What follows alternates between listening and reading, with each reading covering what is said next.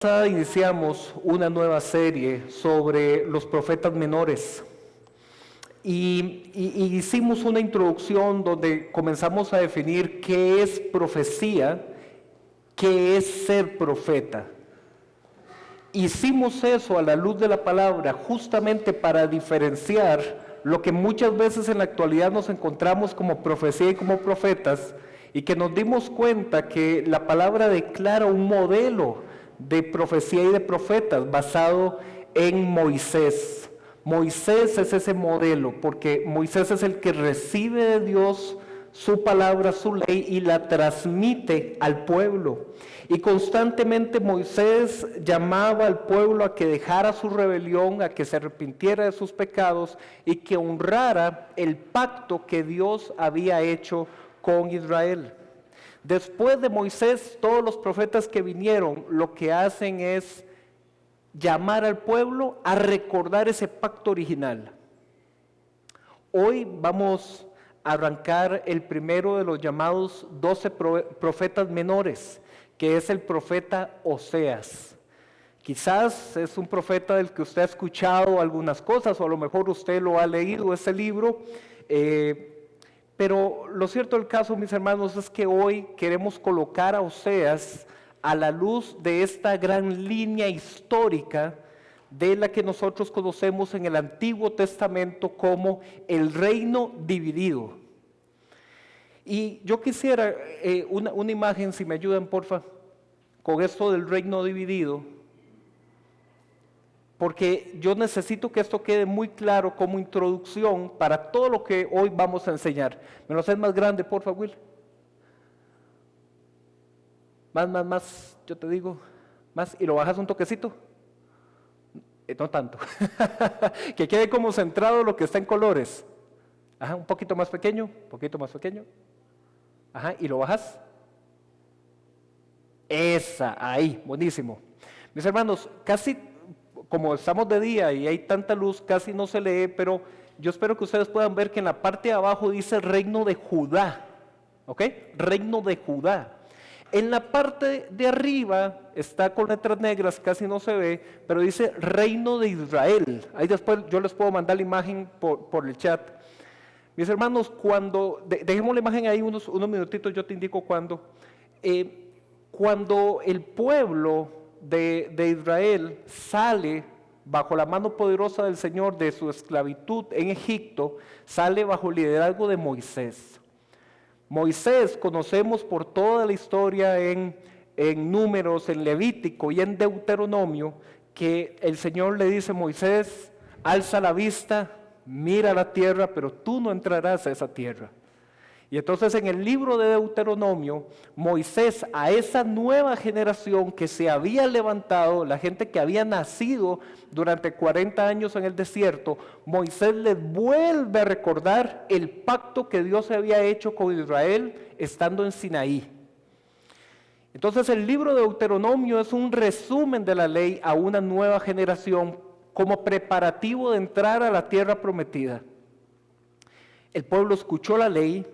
Y al final de ese libro, al final de Deuteronomio, los capítulos 27, 28, 29, 30, Moisés les dice, vean, todo lo que yo les acabo de decir, si ustedes lo ponen por obra, bendito serás en el campo y bendito serás en la ciudad. Y le comienza a decir una lista de bendiciones. Y luego les dice Moisés, pero si dijeras en tu corazón, ¿verdad? No tomaré el nombre del Señor, y no honrares esta ley y este pacto que hoy el Señor te entrega, entonces maldito serás en la ciudad, maldito serás en el campo. Y le comienza Moisés a decir todas las cosas que pasarán si ellos no honran el pacto que el Señor les había dado. Y dice la Escritura que todo el pueblo a una voz convino y dijo, no, esto haremos, elegimos la vida, elegimos la bendición de parte del Señor. Y el pueblo entró bajo el liderazgo de Josué. Y dice la Escritura que cuando entraron con Josué y tomaron posesión de la tierra, dice que murió Josué y que murió aquella generación, la generación que había escuchado de Moisés, vida y muerte, bendición y maldición, esa generación murió. y murió también Josué. Y dice la escritura que se levantó otra generación que no tomó en cuenta al Dios de sus padres. Y mis hermanos, ahí comienza la época que conocemos como la época de los jueces, que fue un caos y lo estamos, ¿verdad?, leyendo y las semanas, la semana pasada y estamos en esa parte donde estamos en la línea cronológica de lectura de la Biblia, acabamos de leer, y mis hermanos, la época de los jueces fue tremenda, hubo de todo. Y dice la escritura que en la época de los jueces no era frecuente escuchar palabra del Señor, así dice. Imagínense que era algo tan raro que estando Samuel, cuando estaba jovencito, Samuel estaba dormido y escuchaba que lo llamaban, y él iba donde el sacerdote, y el sacerdote, el llamado líder espiritual, él no entendía que era la voz de Dios el que llamaba al joven Samuel. El joven Samuel fue el último de los jueces, pero también fue el primero de una línea profética que a partir de ese momento estarían muy cerca de los reyes. A partir de Samuel estarían muy cerca de los reyes para recordarle a los reyes y al pueblo: manténganse fieles al pacto. Cuando Samuel envejece, coloca a sus hijos como líderes en Israel, y dice la escritura que los hijos hicieron lo que ofende al Señor, que tomaban para sí mujeres, que tomaban para sí de las ofrendas que traía el pueblo, y que el pueblo se entera de estas cosas y va y se queja y le dice a Samuel: Samuel, para esto ya, pónganos un rey. Nosotros queremos ser como las otras naciones, pónganos un rey. Dice la escritura que Samuel va y consulta con el Señor, y el Señor le dice: dígales que es a mí a quien están despreciando, y dígales también lo que va a pasar con el rey que ellos quieren. Dígale que sus hijos van a ser tomados como ejército y que van a morir, que sus mujeres y sus hijas van a ser tomadas, van a ser violadas. Díganle que ellos mismos van a ser llevados cautivos a unas tierras lejanas. Díganle todo eso. Y Samuel lo hizo, y aún así ellos dijeron: danos el rey. El Señor le indica a Samuel y le dice: aquel, Saúl. A partir de Saúl, que después también por sus obras es desechado en la posición de rey, se levanta David. Y conocemos la historia, ¿no? David, el gran rey de Israel, el prototipo de los reyes en Israel, sí, pero también él pecó y ofendió al Señor.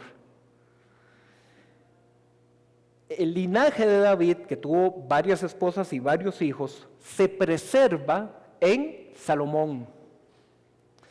El gran Salomón, el rey más sabio, sí, pero tenía un problema en el Señor, problema de faldas, problema de mujeres.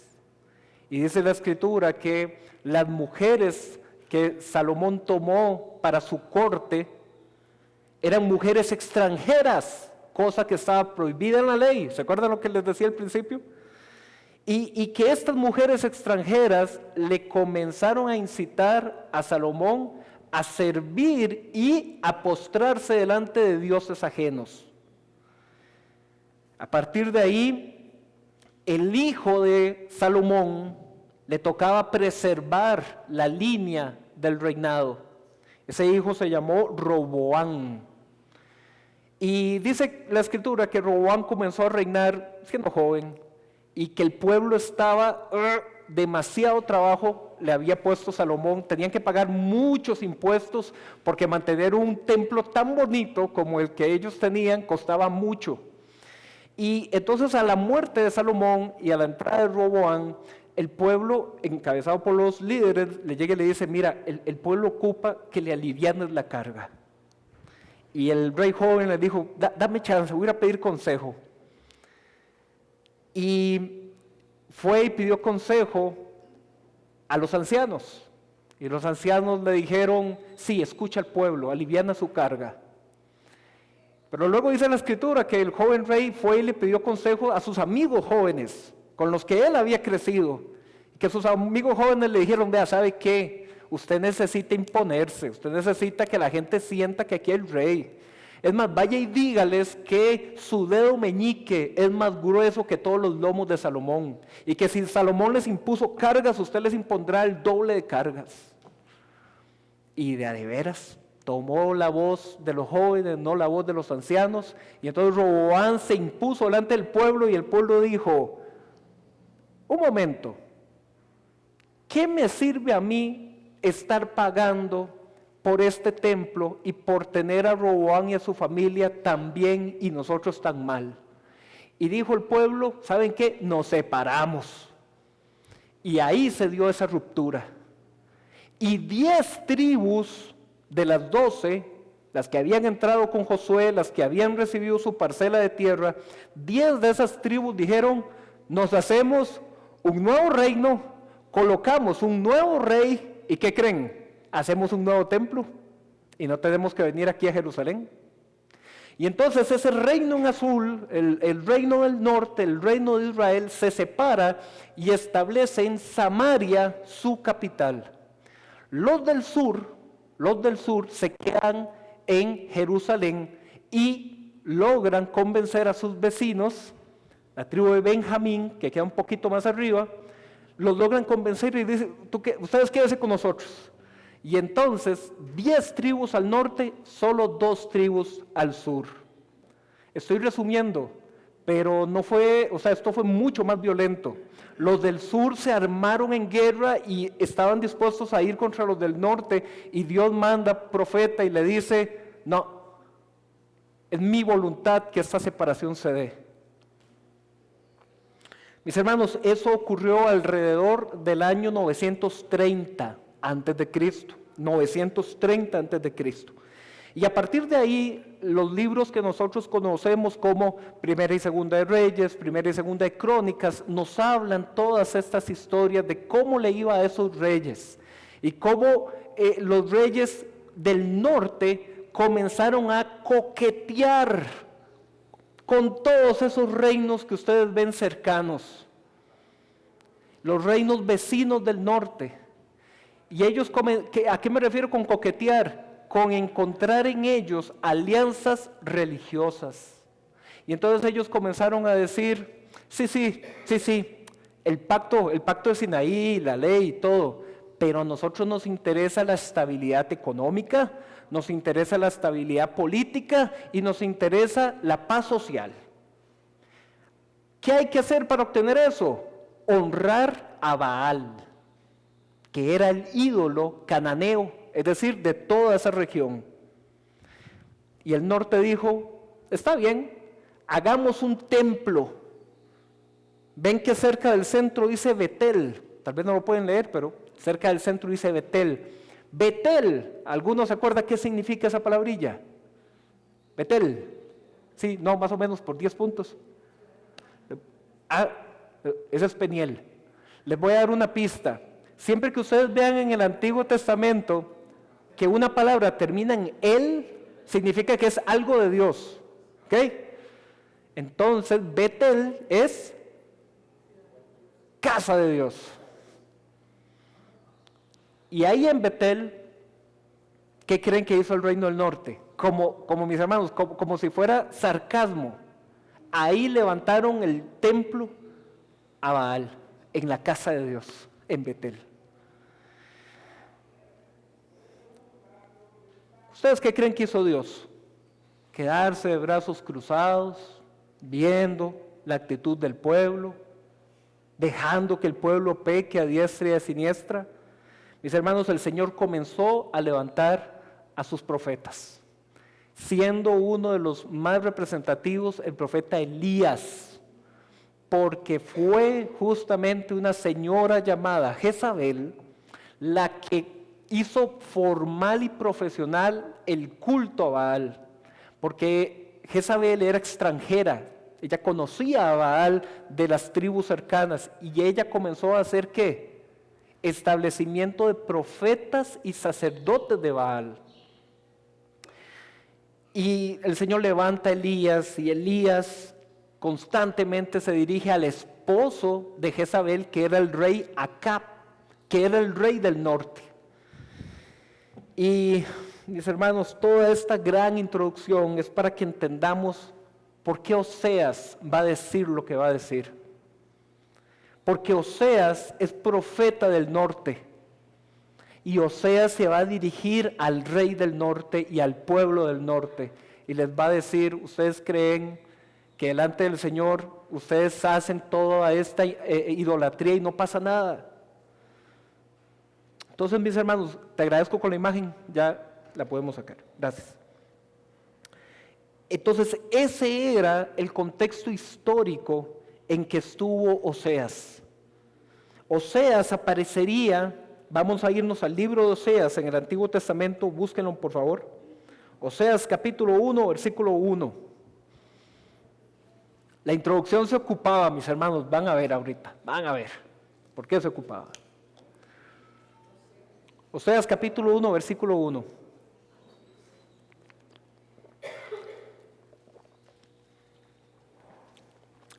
Mientras lo van buscando, cuando yo estudio todos estos temas,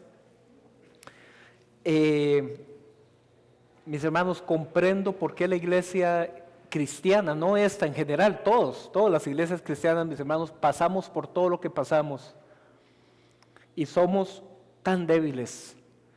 En el Antiguo Testamento fue igual. Dentro del pueblo, el pueblo era tan fácilmente llevado por cualquier viento de doctrina, pero el Señor siempre preservaba su remanente, siempre, mis hermanos. Y así es hasta el día de hoy. Oseas capítulo 1, versículo 1, ¿estamos? Esta es la palabra del Señor que vino a Oseas, hijo de Beri, durante los reinados de Usías, Jotán, Acaz y Ezequías, reyes de Judá, en el sur. Y durante el reinado de Jeroboam, hijo de Joás, rey de Israel, al norte. Entonces, lo primero que hace el versículo 1 de Oseas, capítulo 1, es ubicarnos. ¿Dónde está profetizando Oseas? Mira, Oseas está profetizando durante estos reinos. Y eso nos ayuda a nosotros a entender que el reino del norte en esa época gozaba de estabilidad y prosperidad, como les dije hace un rato. Ellos habían logrado estar en paz con las naciones vecinas y en excelentes relaciones comerciales. Les iba muy bien. Entonces imagínense ustedes en medio de esa abundancia, esa prosperidad, esa paz, que de pronto aparezca por ahí un chiflado llamando al pueblo a decir, así dice el Señor, están en pecado. La gente no lo iba a tomar en serio. Así dice el Señor, todo esto será destruido. Se burlaban, mis hermanos. Pero Dios con Oseas, que es profeta contemporáneo de Amós, más adelante, en otras semanas, vamos a ver Amós. Ellos predicaron exactamente en la misma época.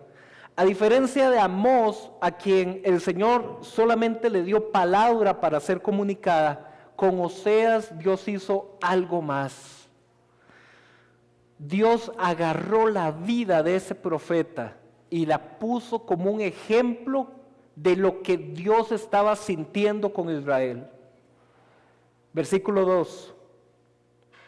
La primera vez que el Señor habló por medio de Oseas, le dijo, ve y toma por esposa una prostituta y ten con ella hijos de prostitución, porque el país se ha prostituido por completo, se ha apartado del Señor. Dios no solamente le da a Oseas una encomienda, un mensaje que dar, sino en su propia vida conyugal y familiar le dice, usted va a representar lo que el pueblo está viviendo. Y así como el pueblo me ha abandonado, que significa espiritualmente la idolatría, es prostituirse delante del Señor, usted se va a casar, va a tomar como esposa a una prostituta. Mis hermanos, estas prostitutas a las que alude este versículo no es la idea actual que hay de prostitución, de que alguien va y hace un pago por relaciones sexuales. Estas eran prostitutas religiosas. Estas eran prostitutas que se encontraban en los templos de Baal. Cuando ustedes vean que en el Antiguo Testamento dice en los lugares altos, eso significa templo de Baal. Era donde se iba a celebrar a Baal y donde Baal era considerado el dios de la tierra y el dios de la fertilidad. Entonces, una de las formas de adorar a Baal era representar un ciclo de ¿qué? Fruto. Y ellos entendían que, bueno, hay que honrar a Baal. ¿Cómo honramos a Baal? Teniendo relaciones públicas con sus prostitutas sagradas. Y se pagaba por eso. Entonces no era una prostitución como en el sentido actual de la palabra, sino que tenía una connotación religiosa, porque eran relaciones sexuales como culto de idolatría a Baal. Esa va a ser tu esposa. Oseas, esa va a ser tu esposa. Porque, mis hermanos, aquí Oseas está representando el corazón de Dios y esta mujer está representando a Israel. Porque así como esa mujer, vos la vas a ver que se levanta y se va a su oficio, así me siento yo, le decía el Señor, viendo cómo Israel, yo que fui el que los sacó de Egipto, yo que fui el que les estableció esta tierra donde fluye leche y miel, y ellos me deshonran. Ellos se van con otros dioses, ellos se van con los ídolos. Oseas ve y toma a esa mujer. Versículo 3. Oseas fue y tomó por esposa a Gomer, hija de Diblaim, la cual concibió y le dio a luz un hijo. Versículo 4. Entonces el Señor le dijo a Oseas, ponle por nombre Jezreel. Depende de la versión que estén leyendo, viene como con una doble E, Jezreel.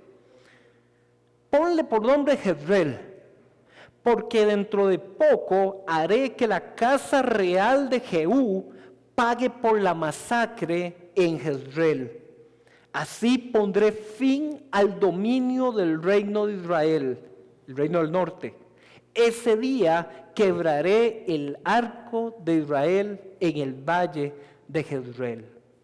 Mis hermanos, esto que el Señor manda a Oseas es como que uno en los Estados Unidos a un hijo recién nacido le pregunten, nombre para el acta, póngale 11 de septiembre.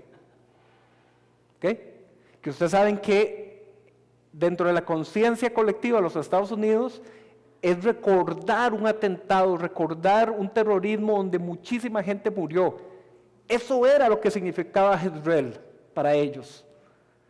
Era un sitio donde habían un montón de batallas habían ocurrido, un montón de matanzas habían ocurrido, y entonces era ponerle a tu hijo como recordatorio, cada vez que alguien lo llame, el nombre de una región de muerte, de una región de sangre, de masacre.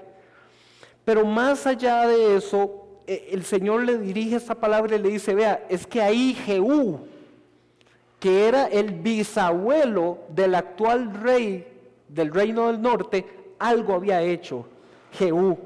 Y vamos a ir rápidamente vamos a irnos a Segunda de Reyes, capítulo 9, para mostrarles un poquito de este Jezreel, mis hermanos, porque realmente es muy significativo. Segunda de Reyes, capítulo 9. Versículo 30.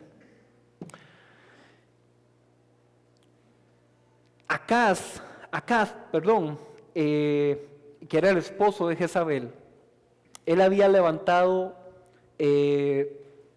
su palacio, uno de sus palacios donde él estaba viviendo, él lo había levantado en ese lugar, en Jezreel.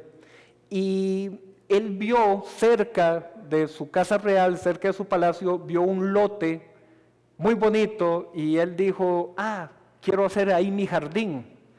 Y él fue donde el dueño de ese lugar y le dijo, véndeme este lote o te lo cambio por otro, el que usted me diga, pero yo quiero este. Y ese hombre le dijo, mi señor, yo no te puedo entregar lo que yo recibí por heredad de mi padre. Y entonces el rey se fue. Dice la escritura que ese día llegó su esposa Jezabel y lo vio cabizbajo y triste y le dijo, ¿qué te pasa? Es que yo quiero aquel lote. Mi amor, usted tranquilo, duerma tranquilo. Dice la escritura que Jezabel hizo cartas y que le dijo al pueblo, vayan y busquen testigos falsos en contra del hombre que no quiso venderle la tierra al rey, y lo matan. Y a la entrada del pueblo eso fue lo que pasó. Vino la palabra del Señor por medio de Elías, después de que esto pasó, y Elías le dijo a Acab,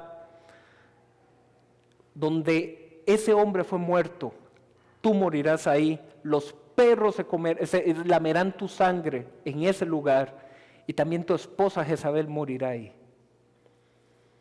Pasaron los años, Acab murió en batalla y fue herido en batalla, y cuando lo regresaron al palacio en Jezreel, iba desangrado, y cuando lo encontraron muerto, dijeron, vayan a lavar el carro que estaba con toda la sangre de Acab, y lo que se encontraron fueron los perros lamiendo la sangre como señal profética del cumplimiento de lo que Elías había hecho. Pero quedaba Jezabel. Segunda de Reyes capítulo 9 versículo 30. Este Jehú era el nuevo rey, y dice, cuando Jezabel se enteró de que Jehú estaba regresando, ¿a dónde? A Jezreel, el nombre que tomaron para el primer hijo de Oseas, que necesito que entiendan el significado de ese nombre. Cuando Jezabel se enteró de que Jehú estaba regresando a Jezreel, se sombreó los ojos, se arregló el cabello y se asomó por la ventana. ¡Hay nuevo rey! Arreglémonos. Esa fue la actitud de Jezabel. Arreglémonos. El resto, puntos suspensivos, ustedes podrán intuirlo. Verso 31. Al entrar Jehú por la puerta de la ciudad, ella le preguntó, ¿cómo estás, Zimri, asesino de tu señor? Zimri era el papá de Jehú, entonces era como una forma de referirse a él. Versículo 32, levantando la vista hacia la ventana, Jehú gritó, ¿quién está de mi parte? ¿Quién? Entonces se asomaron 2 o 3 oficiales y Jehú les ordenó, arrójenla de allí. Él era el nuevo rey. Jezabel representaba al antiguo rey que habían matado. El nuevo rey gritó, ¿quién está conmigo en ese lugar? Señor, yo. Tírela, tírela.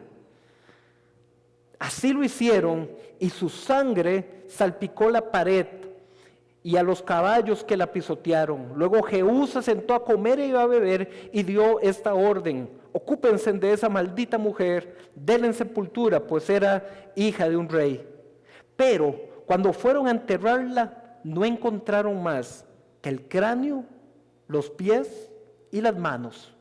Así que volvieron para informarle a Jehú, y éste comentó: se ha cumplido la palabra que el Señor dio a conocer por medio de su siervo Elías el Tisbita, que dijo: en el campo de Jezreel los perros se comerán a Jezabel. De hecho, el cadáver de Jezabel será como estiércol en el campo de Jezreel, y nadie podrá identificarla ni decir: esa era Jezabel. Wow. Todo eso pasó en Jezreel. El nombre del hijo de Oseas, el nombre del hijo de prostitución. Y si pasamos la página al capítulo 10 de Segunda de Reyes, Jehú hizo una matemática muy sencilla en su mente. Murió Acab, murió Jezabel, pero quedaron sus hijos. Alguno de ellos va a querer reclamar la corona y va a encontrar gente que le va a ayudar a reclamar la corona. ¿Qué haría entonces un militar? Acabemos con todos los descendientes. Y vea qué más pasó ahí en Jezreel. Segunda de Reyes capítulo 10 verso 1. Acab tenía 70 hijos. los cuales vivían en Samaria. Por tanto, Jehú escribió cartas y las envió a Samaria, es decir, a las autoridades de la ciudad, a los ancianos, a los protectores de los hijos de Acab. En las cartas decía: ustedes cuentan con los hijos de Acab, con los carros de combate y sus caballos, con una ciudad fortificada y con un arsenal. Así que tan pronto como reciban esta carta, escojan al más capaz y más noble de los hijos de Acab y pónganlo en el trono de su padre, pero prepárense para luchar por la familia de su rey. De una vez, Jehú, ¿verdad? Ellos se aterrorizaron y dijeron: si dos reyes no pudieron hacerle frente a Jehú, ¿cómo podremos nosotros hacerlo? Por lo tanto, el administrador del palacio, el gobernador de la ciudad, los ancianos y los protectores le enviaron este mensaje a Jehú: nosotros somos sus servidores y haremos lo que usted nos diga. No haremos rey a nadie, haga usted lo que mejor le parezca. Entonces Jehú les escribió otra carta en la que decía: si ustedes están de mi parte y de veras están dispuestos a obedecerme, vengan a Jezreel mañana a esta hora y tráiganme las cabezas de los hijos de Acab. Los 70 príncipes vivían con las familias más notables de la ciudad, pues éstas los criaban. Cuando llegó la carta, prendieron a todos los príncipes y los decapitaron. Luego echaron las cabezas en unos cestos y se las enviaron a Jehú, que estaba en Jezreel. Un mensajero llegó y le dijo a Jehú que habían traído las cabezas de los príncipes. Entonces Jehú ordenó que las pusieran en 2 montones a la entrada de la ciudad y que las dejaran allí hasta el día siguiente. ¿Se imagina la escena? Todo eso pasó en Jezreel. Jezreel era entonces, regresemos a Oseas capítulo 1, Jezreel era sinónimo de crueldad, sinónimo de violencia, sinónimo de sangre, pero también era sinónimo de el lugar donde Jehú había tomado por la fuerza el reino del norte. Y Jehú era nada más y nada menos que el bisabuelo del rey actual que había en el reino del norte. Versículo 4. Vamos a volverlo a leer. Oseas capítulo 1, versículo 4. Entonces el Señor le dijo: ponle por nombre a ese primer hijo que te dio la prostituta, ponle por nombre Jezreel, porque dentro de poco haré que la casa de Jehú, la casa real de Jehú, pague por la masacre de Jezreel. Por eso fue que tuvimos que ir, para que usted me entienda, ¿cuál masacre? Eso que pasó. Así pondré fin al dominio del reino de Israel. Ese día quebraré el arco de Israel en el valle de Jezreel. Mis hermanos, el profeta Oseas no solamente tenía que representar con su esposa la infidelidad, la prostitución que Israel representaba para con Dios, sino que con sus hijos tuvo que ponerles de nombre estas señales proféticas de lo que el Señor iba a traer de juicio. ¿Dónde están los que quieren ser profetas?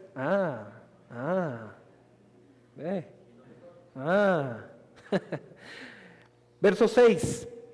Gomer, la esposa de Oseas, la prostituta sagrada, volvió a concebir y dio a luz una niña.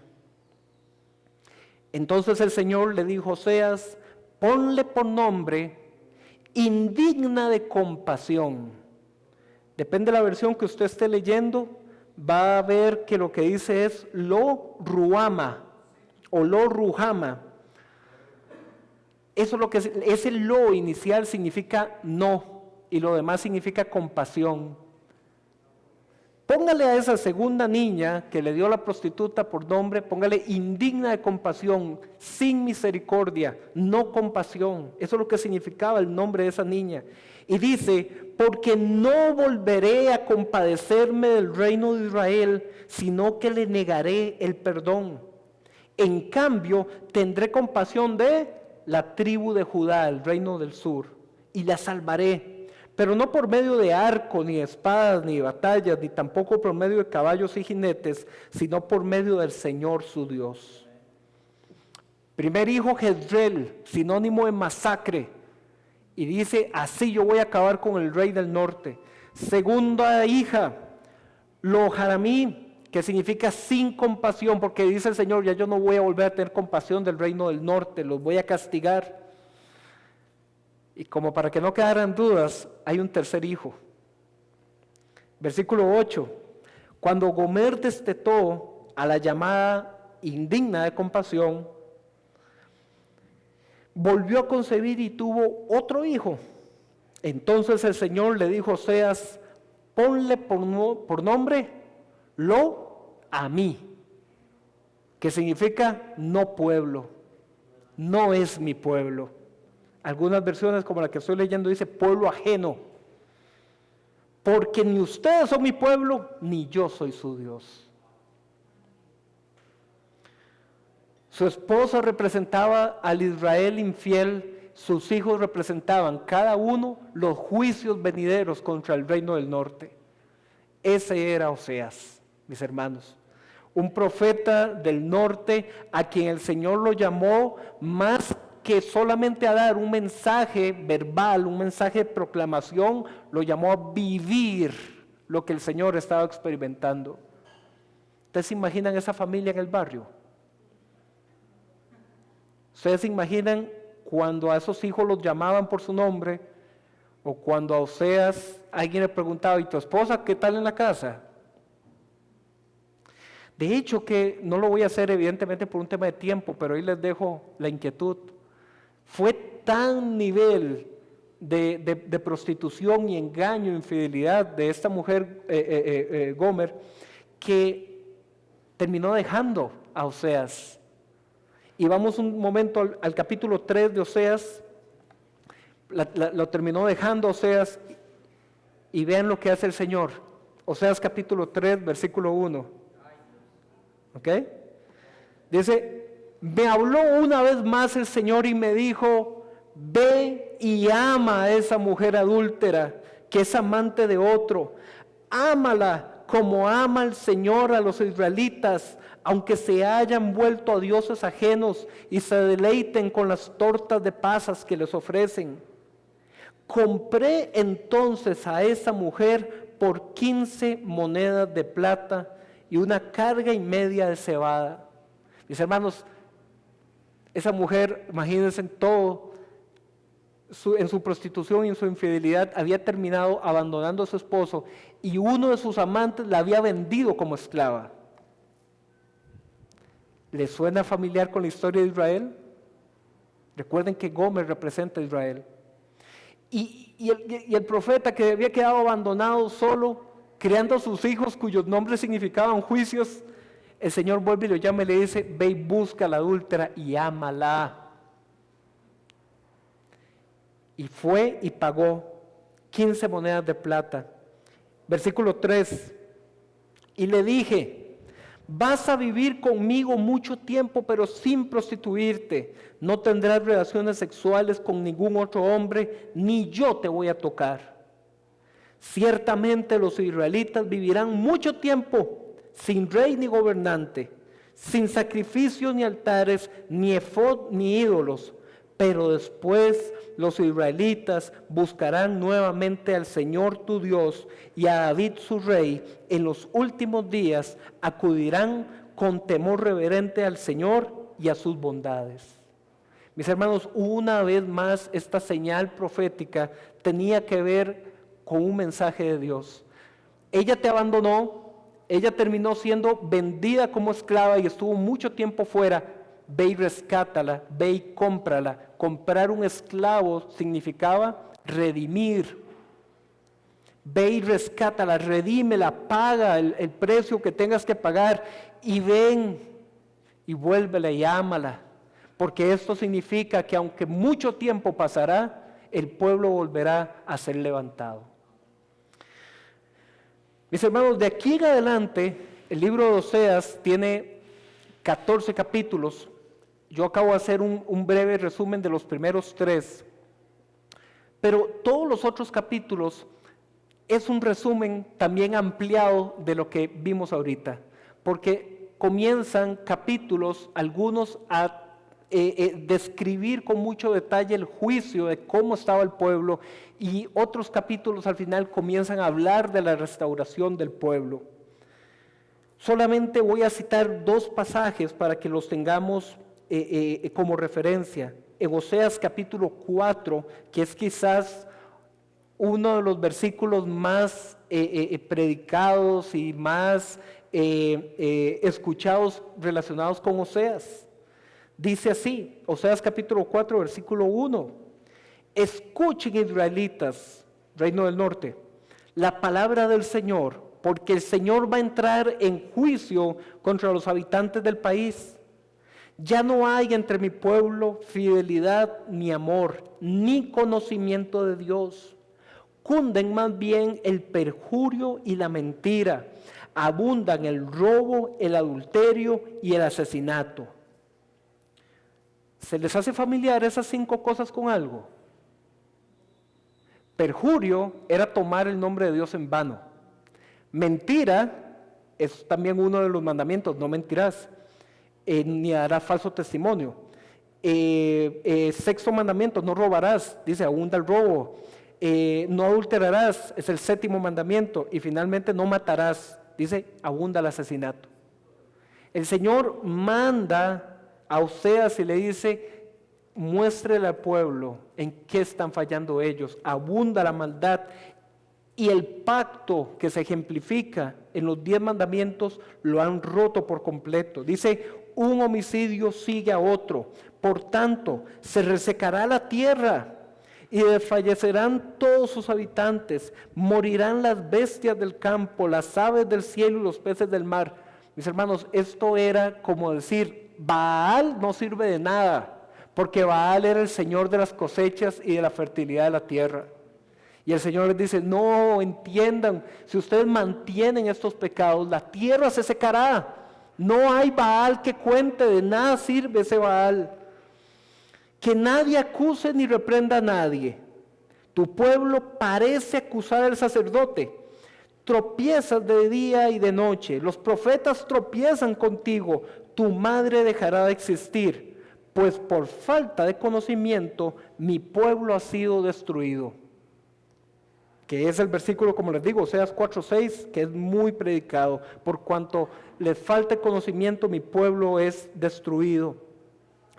Puesto que rechazaste ese conocimiento, yo también te rechazo como mi sacerdote. Ya que te olvidaste de la ley de tu Dios, yo también me olvidaré de tus hijos. Otro mensaje donde Oseas llama al pueblo al arrepentimiento y les destaca y les identifica cuáles son sus pecados. Vamos a irnos al capítulo 11, porque de ahí en adelante todos, capítulos 5, 6, 7, 8, 9 y 10, son similares al que acabo de leer, son puros juicios, donde por medio de Oseas, el Señor le hace ver al pueblo cuál es su verdadera condición espiritual.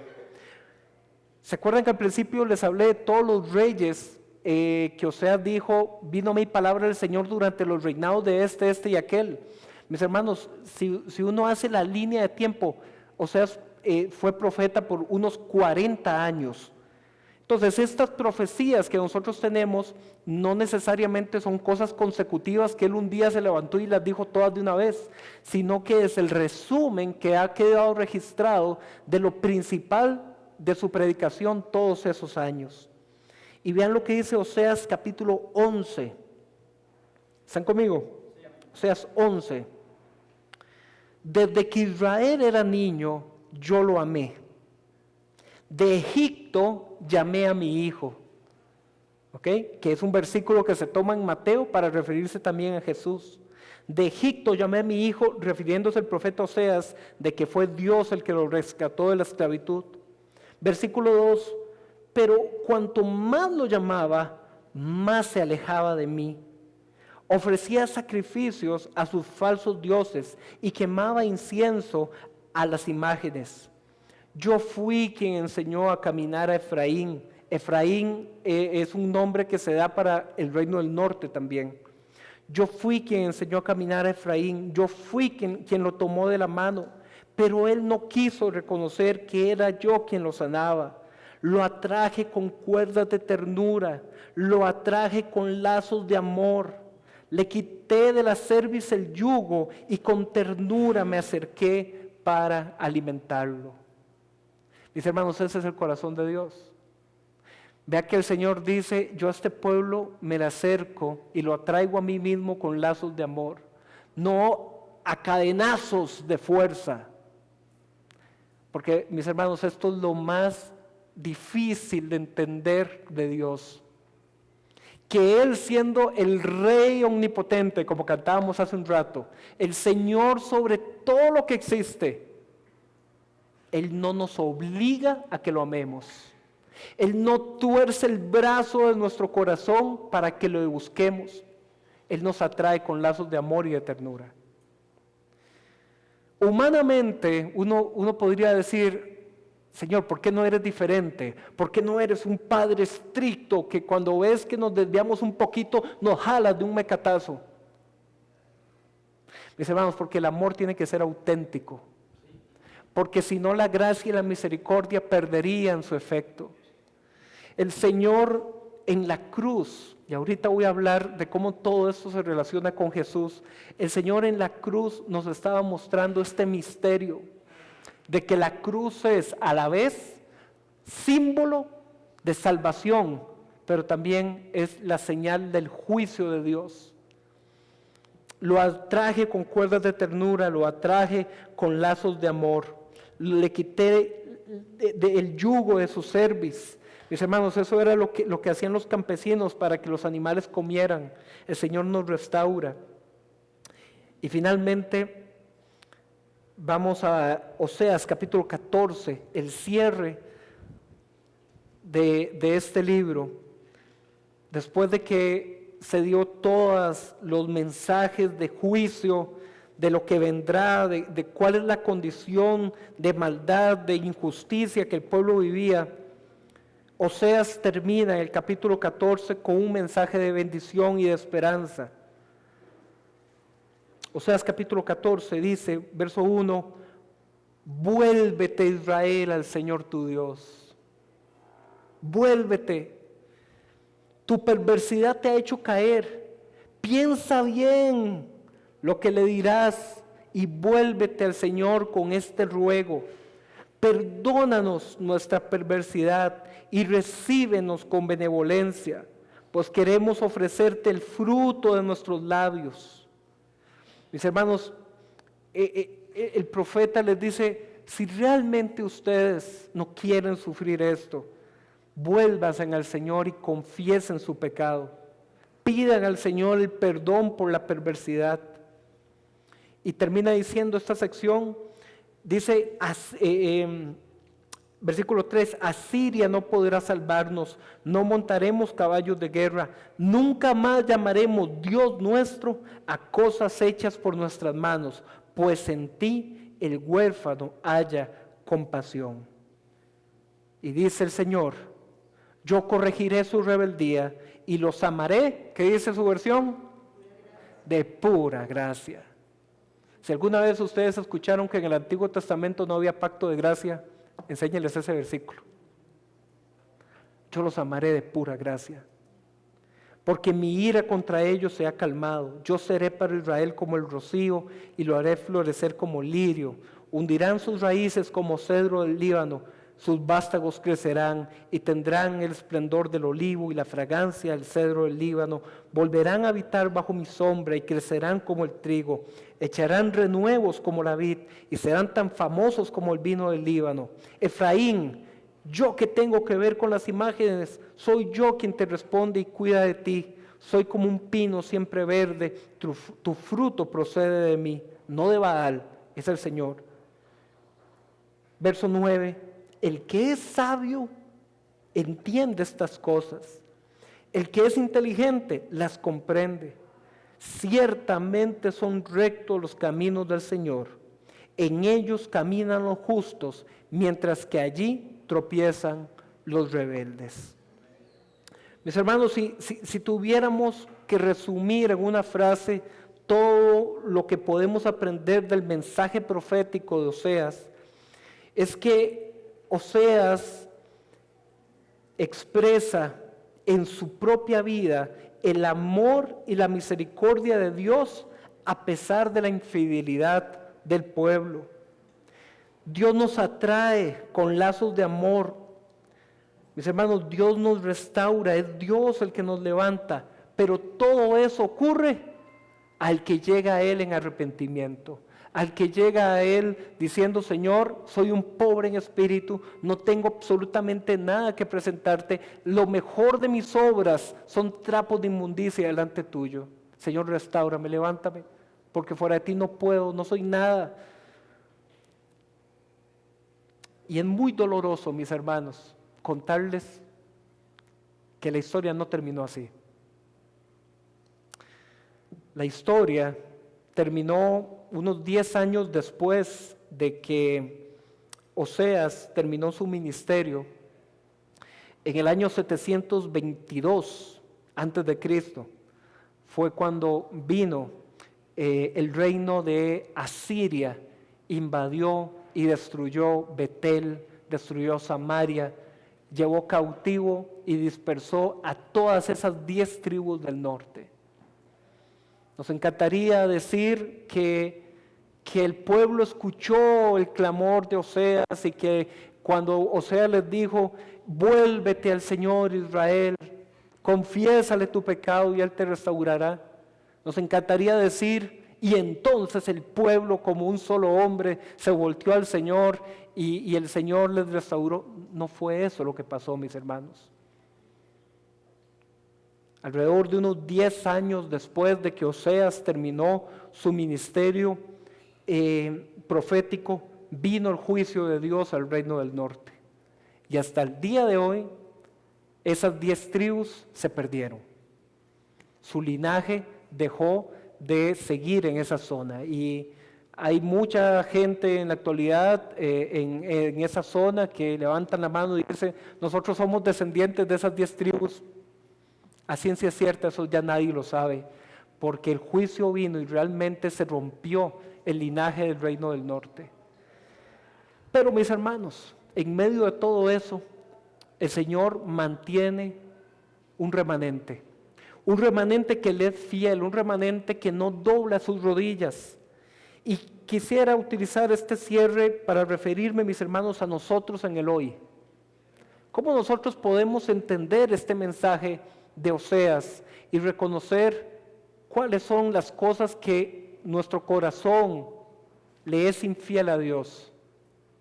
¿Será que Dios no siente nada ante nuestra maldad y nuestro pecado? No, la Biblia nos enseña que sí, que el Señor se duele, mis hermanos. Y uno de los misterios más grandes que nosotros encontramos en la Biblia, lo podemos encontrar aquí, que es, mis hermanos, que Dios, a la vez que trae juicio, ama. Nosotros humanamente es una paradoja, no lo podemos entender. Dios expresa su amor y a la vez trae juicio. ¿Cómo? El Señor dice en la Escritura en Romanos capítulo 1 que por la injusticia de los hombres la ira de Dios se revela desde el cielo contra toda impiedad e injusticia. Pero ahí mismo dice, en el capítulo 5 de Romanos dice: mas Dios muestra su amor con nosotros en que siendo aún pecadores, Cristo murió por nosotros. El justo por los injustos. Al que no conoció pecado, Dios lo hizo pecado para que nosotros fuéramos hechos justicia de Dios. Mis hermanos, humanamente es una paradoja, no tiene sentido, pero la cruz de Cristo es señal de juicio y salvación. ¿Cómo la quieres ver? ¿Cómo la quieres ver? Mis hermanos, Dios es amor, Dios es misericordia, pero Dios no pasa por alto el pecado. Él usa su palabra, la que estamos estudiando hoy, Él usa su palabra para llamar al arrepentimiento, pero tiene que tener el corazón sensible, aquel que escucha, para reconocer y atender su voz. Por eso dice también el libro de Romanos capítulo 10 y el libro de Hebreos, dice: si escuchares hoy su voz, no endurezcáis el corazón. Mis hermanos, Dios es amor y misericordia, pero también el Señor es justo y santo y no va a pasar por alto el pecado. Oseas muestra que Dios sí puede amar y juzgar simultáneamente. Para nosotros los humanos es imposible de entender, pero para Dios es la señal de su palabra profética, al igual que la cruz de Cristo es señal de juicio y salvación. Nosotros les pido que, por favor, el que quiere ponerse de pie, el que quiere cerrar sus ojos, vamos a cerrar este tiempo.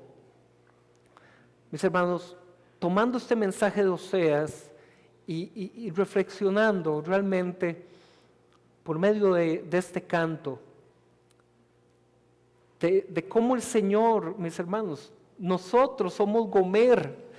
En esta historia no somos Oseas, somos Gomer, nosotros somos el pueblo infiel, nosotros somos el pueblo que le falla a Dios. Y aún así el Señor dice, ve y ámala, ve y restáurala, ve y levántala. Nosotros somos ese pueblo que recibe del Señor misericordia. Nosotros somos ese pueblo que hemos sido redimidos, hemos sido comprados por precio.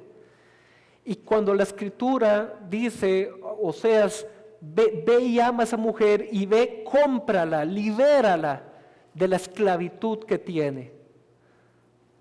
Gomer por sus pecados había caído en esclavitud, Oseas la redime, la liberta. Y mis hermanos, esos somos nosotros. Nosotros somos ese Gomer, esa Gomer que estaba en esclavitud y que ha sido liberada. Por eso es que vamos a cantar y vamos a reflexionar en este canto vinculándolo con Oseas. Ya nosotros no somos esclavos como Gomer. El Señor nos ha liberado a una nueva vida y nos ha hecho sus hijos y sus hijas. Y piense muy bien cada uno cuáles son aquellas cosas que le somos infieles al Señor. Así como ese pueblo de Israel era infiel y había una palabra que le decía, vuélvete al Señor y arrepiéntete. Hoy le decimos exactamente lo mismo, vuélvete al Señor y arrepiéntete. Porque este mensaje de la profecía, la que vamos a ver hoy, la que vamos a seguir viendo estas otras semanas, mis hermanos, se resume en vuélvete al Señor y arrepiéntete. En eso se resume. Porque lo necesitamos, porque hay que volver al Señor, a conocerle más, a experimentarlo más. Gracias, Señor, porque así como Gomer fue liberada, hemos sido liberados de la esclavitud del pecado y ya no somos esclavos, somos tus hijos, Señor.